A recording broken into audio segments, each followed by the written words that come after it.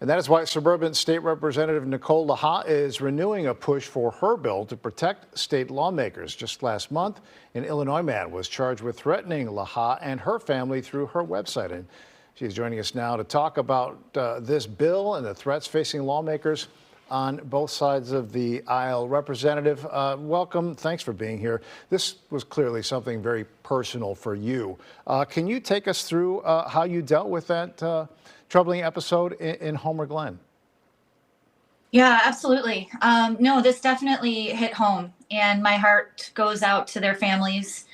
My sincere condolences. And I think this is just an example of how real these dangers have become, in our own neighborhoods and across the nation.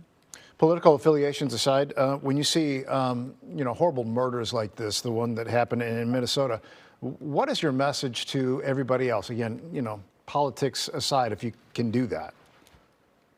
Absolutely. This is not, a left or a right issue. This is a people issue. And I think it's really important that, we as elected officials understand that our words carry a lot of weight and influence. And it's never okay for us to come to violence or incite violence in any conversation. I know that sometimes we are extremely passionate about the things that we talk about, but there's definitely other ways that we can get our missions accomplished here.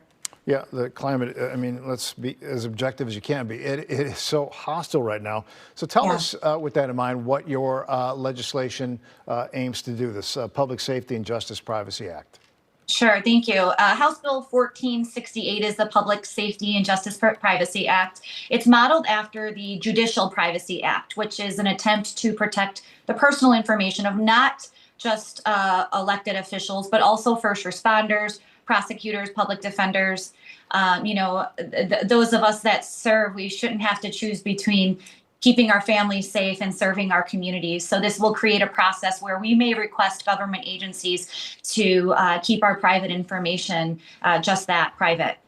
So it's not just officials who are elected here, but I have to ask you, in this day and age where information is so readily available, what are the tools that you would use to make sure that technology doesn't work against what you're trying to do?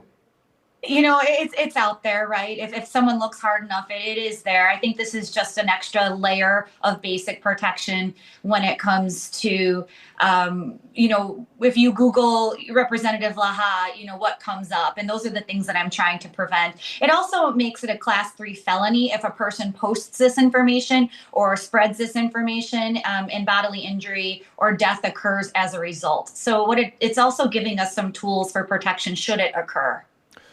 So did you introduce this before? Tell us, what the challenge is to make it through both chambers. Yeah, I introduced this before my personal situation and certainly before what happened in Minnesota. And, it's still a work in progress. I'm really hopeful to get this accomplished from both sides of the aisle during veto session so we could start to have some real solutions to some very serious issues. You talked about how this was modeled after protecting judges. How effective has it been when you try to make this pitch that this is something that could be effective here in Illinois and thereby protect lives?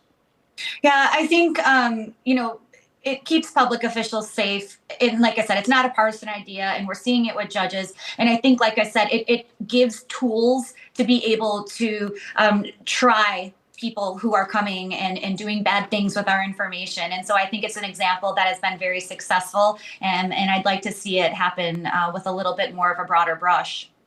Representative Nicole LaHaye on HB 1468. Appreciate you being with us tonight. Thank you. Thank you.